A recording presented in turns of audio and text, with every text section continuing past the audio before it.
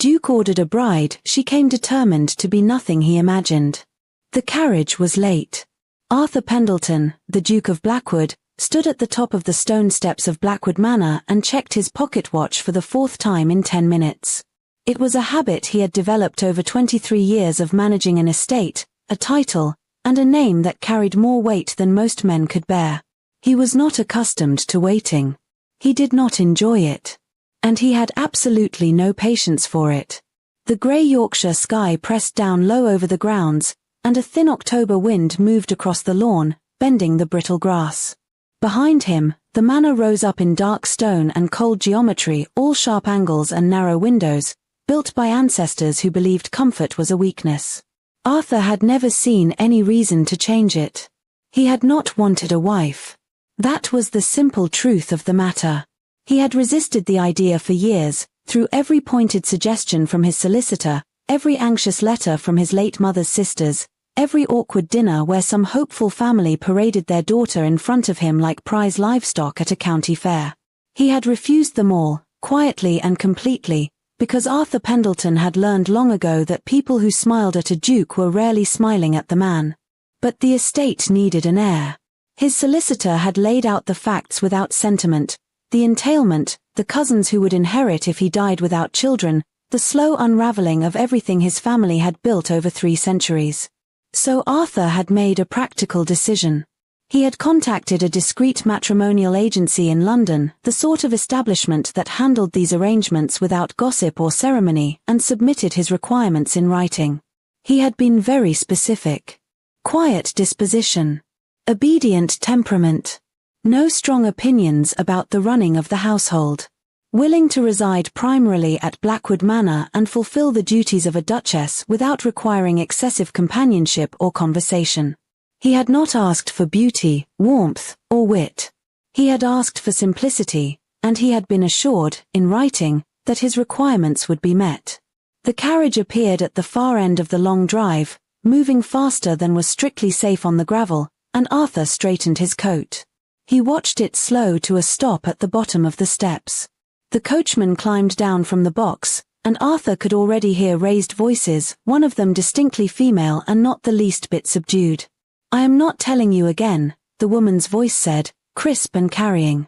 "That horse has a stone in his left foreleg, and if you drive another mile without attending to it, you will lame him permanently.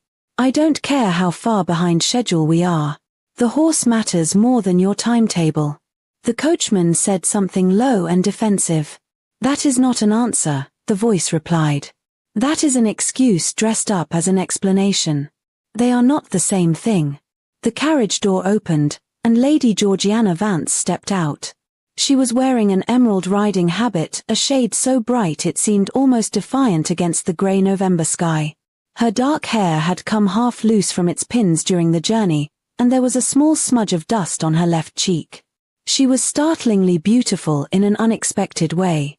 In her right hand, she was holding what appeared to be the remaining half of a meat pie, wrapped in a cloth, as though she had been interrupted mid-meal and refused to leave it behind. She was not what Arthur had ordered. She looked up at him standing on the steps, took a single measured look from his polished boots to his expression, and did not appear frightened, uncertain, or even particularly impressed. "You must be the Duke," she said. "I am," Arthur said.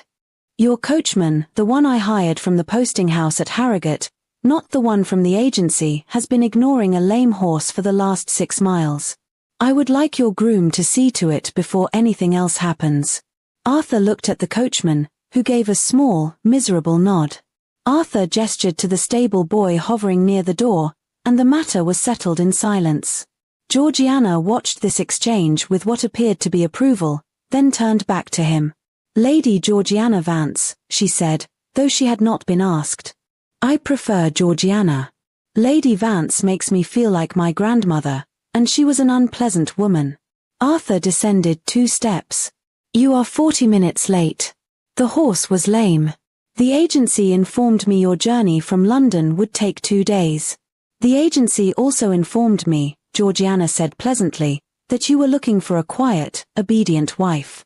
So it seems we have both received something other than what was advertised." She looked him over again, that same steady, assessing gaze, and her eyes rested briefly on his waistcoat, a dark navy wool that his valet had pressed that morning. "Your waistcoat," she said, almost thoughtfully, "looks as though it was tailored for a very stiff corpse." "Hello, lovely. If you're enjoying this tale of hidden beauty and unexpected love, I'd be so grateful for a like or subscribe. It helps me bring you more stories where pain shatters and true character shines through. And if you'd like, tell me in the comments where you're watching from. I read every note, and your presence makes these stories come alive." There was a long and absolute silence. Arthur stared at her. In 34 years of living, no one had ever said anything remotely like that to him. His staff did not speak to him that way. His peers did not speak to him that way. The agency had promised him a meek country girl. This woman was looking at him as though she was genuinely unsure whether the waistcoat was the problem or the man wearing it. "You will dine in your quarters this evening," Arthur said, his voice controlled and flat. "You will remain out of my way until I determine what is to be done with this arrangement." Georgiana tilted her head slightly, as though considering this instruction carefully. "I'll need a map of the estate," she said. "And the housekeeper's name. And if dinner could include something warm, I would appreciate it. I have been in a carriage since dawn." She paused. "Oh, and the horse." "The horse," Arthur repeated. "See that someone checks him properly. Not just the stone, the whole leg. He favors it on the left side." She tucked the cloth-wrapped pie more securely under her arm. "I'll find my own room. Good afternoon, Your Grace." She walked past him up the steps and through the front door of Blackwood Manor as though she had lived there her entire life. Arthur stood on the steps for a moment, staring at the space where she had been. Then he looked down at his waistcoat. He had never given it a single thought before in his life. He thought about it now, with a feeling he could not immediately name, and found that he did not enjoy the experience at all. He turned and went inside, and he did not look at the waistcoat again.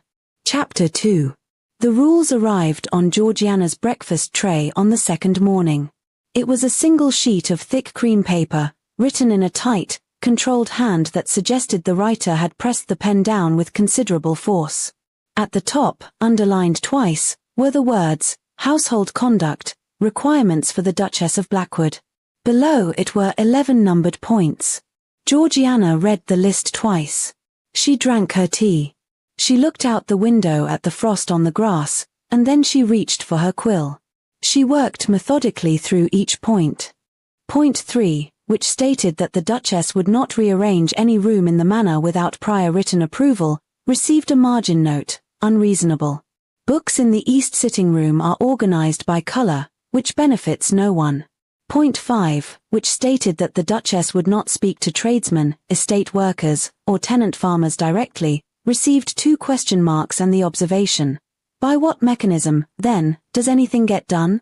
Point 7, that the Duchess would not offer opinions on estate management, received the single word, "brave," underlined once.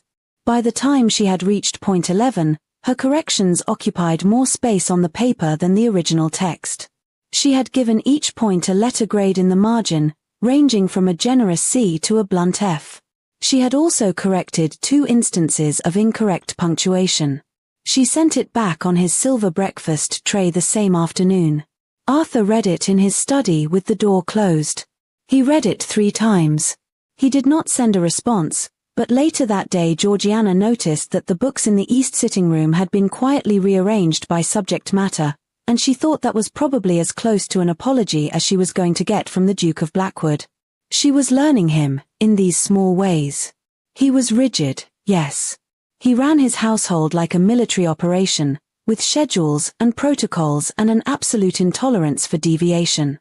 His staff moved around him with the careful precision of people who knew exactly where the edges were. He inspected the tenant farms every Thursday morning, rain or shine. He answered correspondence before breakfast. He ate alone, at the head of the long dining table, in a silence so complete that the footman barely breathed. But he paid his tenants fairly, Georgiana discovered, after she had ignored point 5 of his rules and walked out to the nearest farm on her 3rd morning. He had repaired the cottages that previous dukes had left to rot.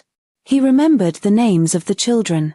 When old Mr. Hollis's barn roof had collapsed in September, Arthur had sent men and timber within the week, without being asked. He was not cruel. He was simply a man who had built walls so high and so thick that he had apparently forgotten what it felt like to have company. Georgiana had no intention of ignoring those walls. She intended to walk straight through them.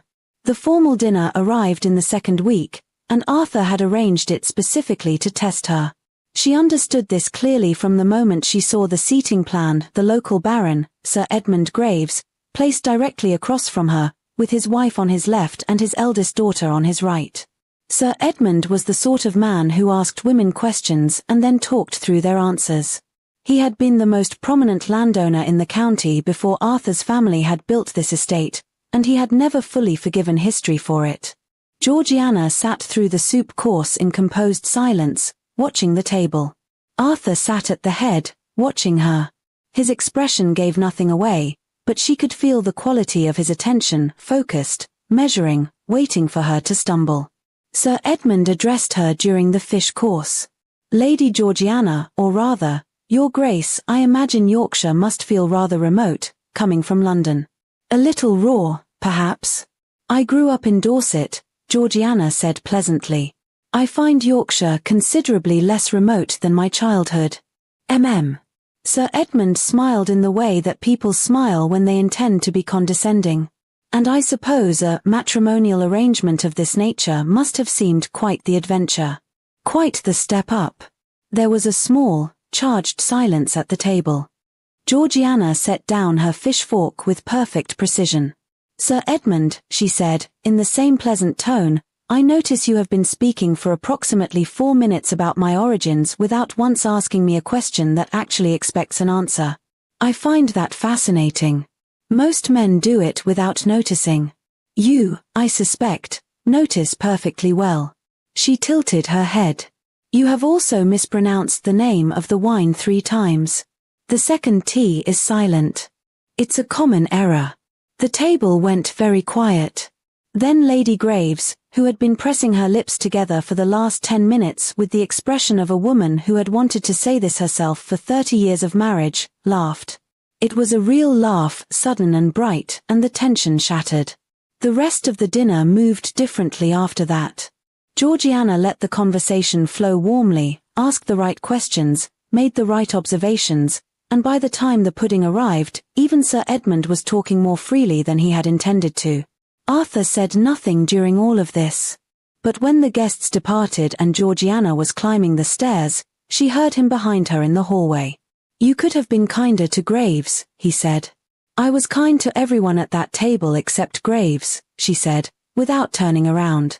He was being deliberately unpleasant to me, and I chose not to pretend otherwise. Those are different things. She heard him pause on the stairs below her. You were correct, he said, after a moment. About the pronunciation. She smiled at the wall in front of her. Good night, Your Grace. Chapter 3. The storm arrived on a Tuesday without adequate warning. Georgiana had been out on the estate since early afternoon, riding with the groom to inspect the Western tenant farms after she had received a note third-hand, from the housekeeper, from the stablemaster, that one of the cottages was losing roof tiles. She had intended to return before dark. The sky changed in less than an hour. What had been pale and overcast became dark and moving, and the rain came in hard and sideways.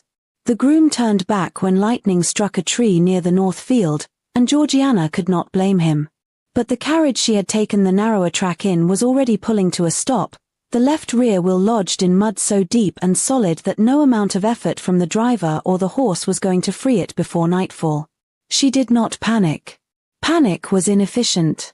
The groom pointed toward a dark shape in the field to the east, an old outbuilding, stone, with a roof that still looked mostly sound. Georgiana gathered her skirts, stepped out into 4 inches of mud, and walked toward it. Arthur arrived 20 minutes later. She heard the horse before she saw the lantern. He had come out from the manor when the storm turned severe, along the same track, and found the carriage without much difficulty. When he ducked through the low doorway of the outbuilding and held the lantern up, he found Georgiana sitting on an upturned feed bucket, her silk slippers destroyed, her riding coat soaked through, and a small but steadily burning fire crackling in the stone hearth at the far wall. He looked at the fire. He looked at her. He looked at the complete ruin of her shoes. "You lit that," he said. "The kindling was dry," she said. "Someone stored it against the wall. Sensible habit." Arthur crossed to the fire and crouched in front of it, holding his hands toward the heat. He was wet too, though less comprehensively than she was, and for a moment neither of them said anything. The rain hammered on the roof in long, uneven bursts. "The wheel is buried," Georgiana said. "I know. We'll need to wait for the worst to pass before we can bring a team from the stable. I estimated as much." He looked at her sideways.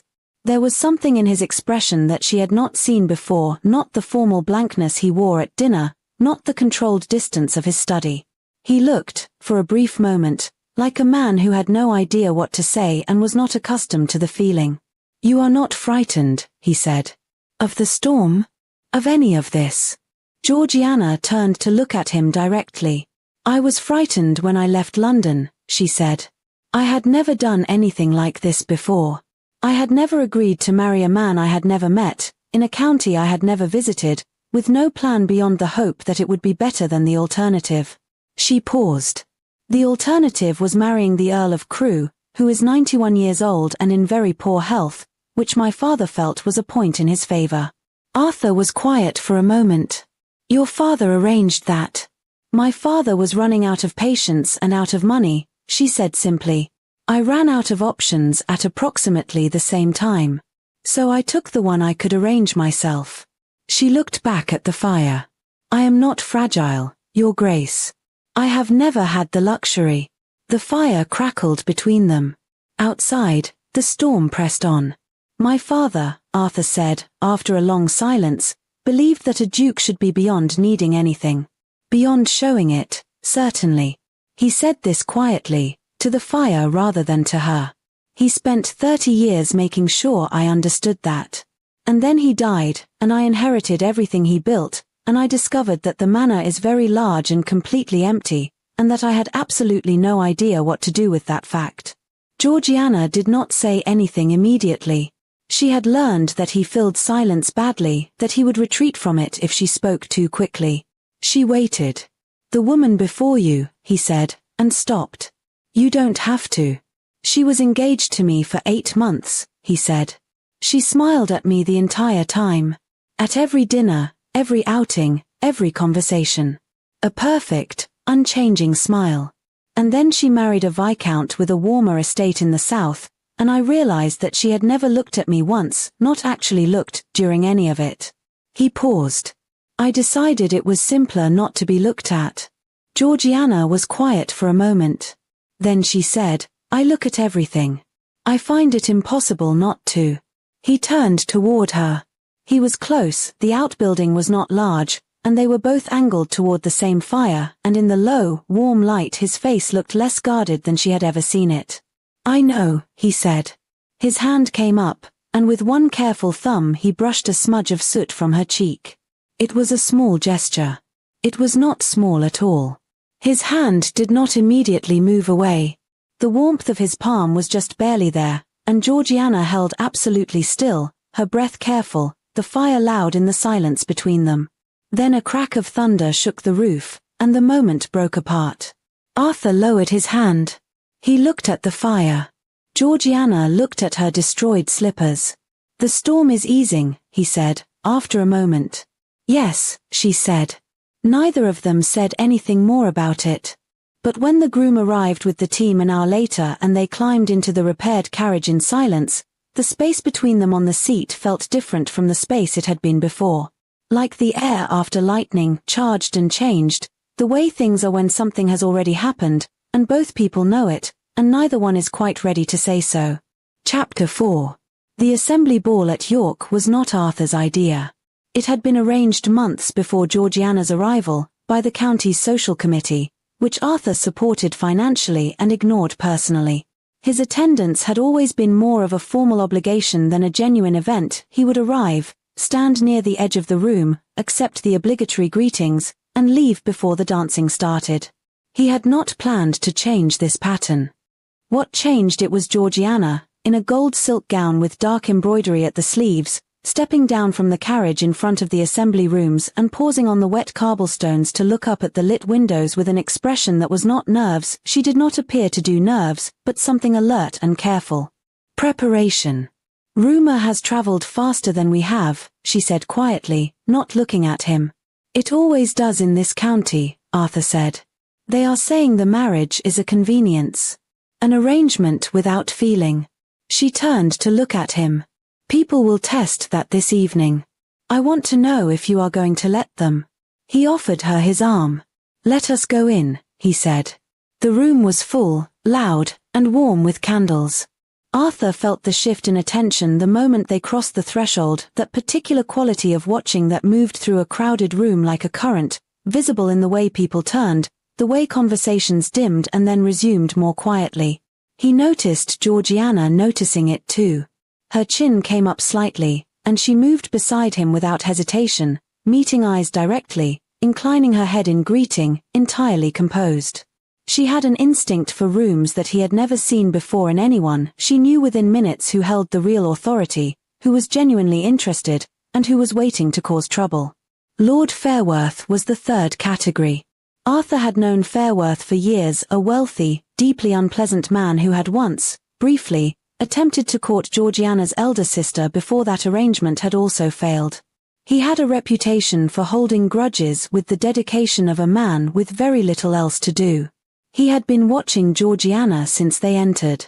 During the first interval, he moved toward her. Your Grace, Fairworth said, addressing Arthur and ignoring Georgiana entirely. Quite a bold experiment, this marriage. I hope the terms of the original arrangement were satisfactory. I was not aware the terms were public knowledge, Arthur said. Oh, the broad outlines are well enough known, Fairworth said, smiling. A man of your position, using a matrimonial agency. It does suggest a certain desperation, shall we say. Or efficiency, Georgiana said. Fairworth turned toward her as though he had forgotten she could speak. I beg your pardon. You said desperation, she said clearly. I suggested efficiency. They produce similar results through very different means. The Duke knew what he required and secured it directly, rather than spending 3 seasons in ballrooms hoping for the right accident to occur. She paused. Though I notice you are not married, Lord Fairworth. I hope your own method is going well. The people nearby, and there were several, positioned with the specific casualness of people who had arranged themselves to hear this exchange, made various small sounds. One woman near the refreshment table pressed her gloved hand to her mouth. Fairworth's smile tightened. You are very bold, Your Grace. I am honest, Georgiana said. It can look similar, from a distance. The orchestra was beginning again. Arthur looked at Georgiana, and she looked at him, and in that look something passed between them, clear and wordless. He held out his hand. Will you waltz? He said. He did not enjoy dancing. He was not poor at it, he had been trained from childhood, but he had never understood the social theatre of it, the performance of it. He had never wanted to perform. He wanted to now. They moved onto the floor, and the room arranged itself around them in the way that rooms do when something worth watching is happening at the center. Arthur placed his hand at her waist. She looked up at him with an expression he had been cataloguing for weeks now and still could not fully name, direct and clear and slightly amused, but underneath it something real and unguarded that she showed him and very few other people. You didn't have to do this, she said quietly, as they moved. I know, he said. They moved in a silence that was not empty. He was aware of the warmth of her hand in his, the careful distance between them that the waltz required, the way she followed his lead without surrendering anything. You have, he said, after a moment, completely ruined my orderly life. She looked up at him. Everything I arranged to be simple, he said, quietly enough that only she could hear, has stopped being simple. And I have spent the last 3 weeks trying to decide whether that is a catastrophe or the first genuinely good thing that has happened to me in years. Georgiana's breath shifted slightly. And which is it? She said. He looked at her, actually looked, the way she had told him she looked at everything, the way he had not allowed himself to look at anyone in a very long time. I think, he said, you already know. The music moved them toward the end of the dance, the candlelight thick and warm above them, and Arthur was about to say something more, something that he had been building toward for weeks without letting himself acknowledge it, when Fairworth stepped forward from the edge of the floor. A lovely display, he said, loudly enough to carry. Though I wonder, Your Grace, whether the Assembly is aware of exactly how Lady Georgiana came to select this particular agency, and what she told them to secure the match. His smile was deliberate and cold. I have the letter she submitted. I think it would make for rather interesting reading. The music slowed and stopped.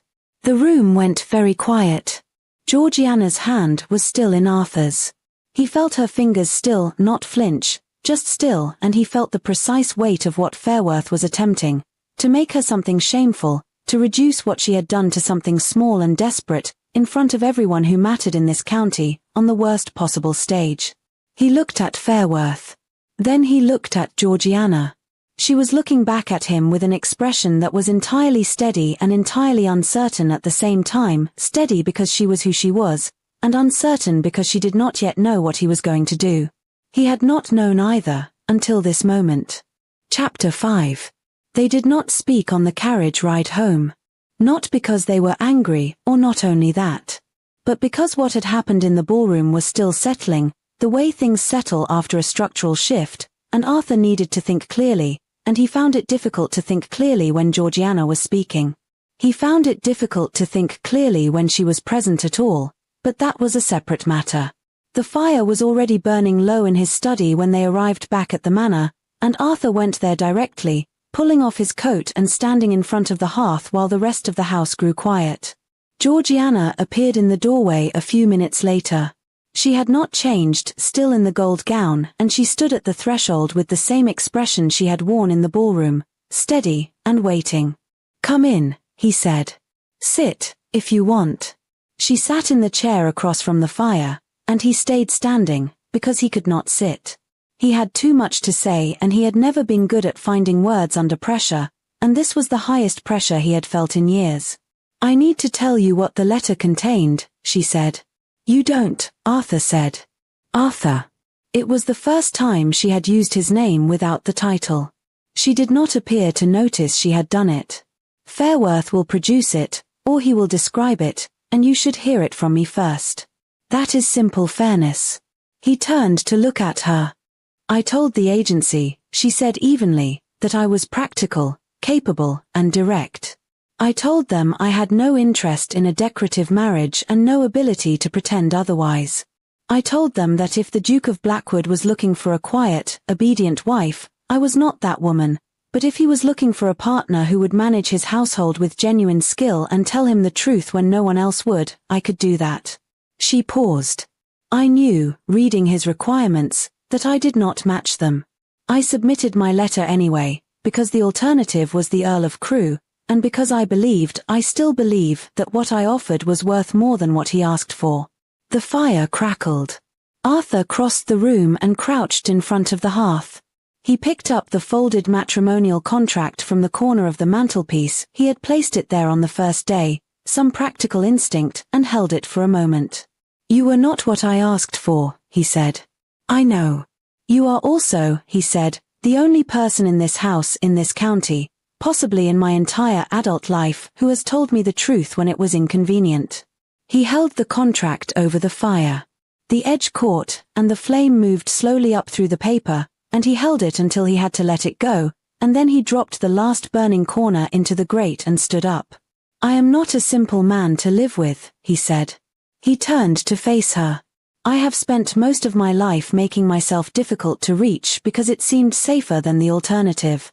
I run this estate like a campaign because I know how to run a campaign, and I have never been entirely certain what to do with stillness.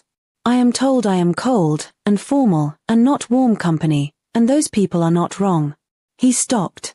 I am also aware that in the past 6 weeks, the only time this house has felt like anything other than a very large and very empty building is when you are in it and arguing with something. Georgiana looked at him. Fairworth's letter means nothing to me, Arthur said. What you told that agency was the truth, and the truth is that you walked into this house and improved it from the first afternoon. You corrected my rules.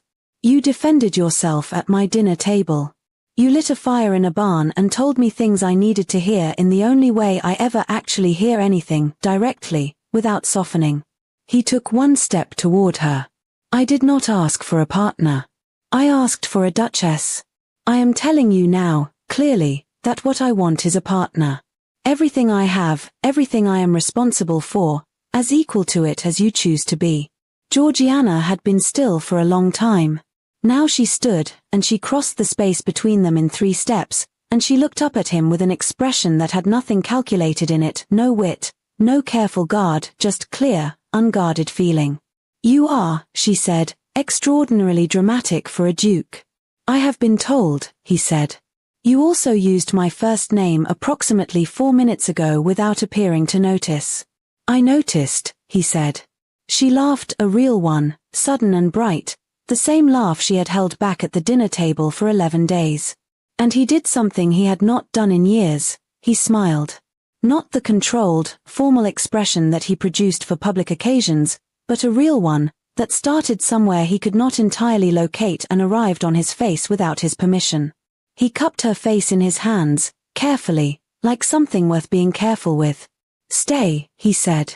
Not because of the contract, not because of the title. Stay because this is the first place either of us has been entirely honest, and I do not want to go back to what came before. Georgiana reached up and took hold of his lapels, firmly, with the same decisive grip she used for everything, and she pulled him down to close the remaining space between them. The kiss was not tentative. It was not exploratory.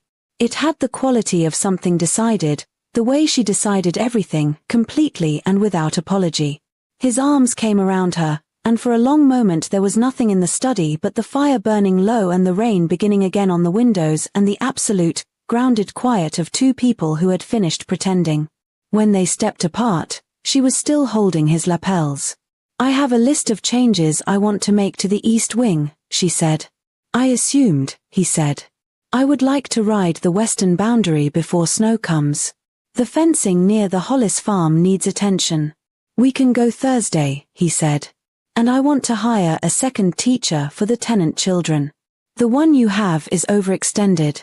Arthur looked at her, at this woman who had arrived in an emerald riding habit with a meat pie and an argument, who had walked into his cold and empty house and refused to be cold in it, who had lit the fire herself and corrected his grammar and told him the truth at every possible opportunity, and who was currently standing in his study at midnight with candle wax on her hem and soot on her cuff from a fire she had lit 3 weeks ago in a barn during a storm. You are nothing I imagined, he said. I know, Georgiana said. I came determined to be exactly that.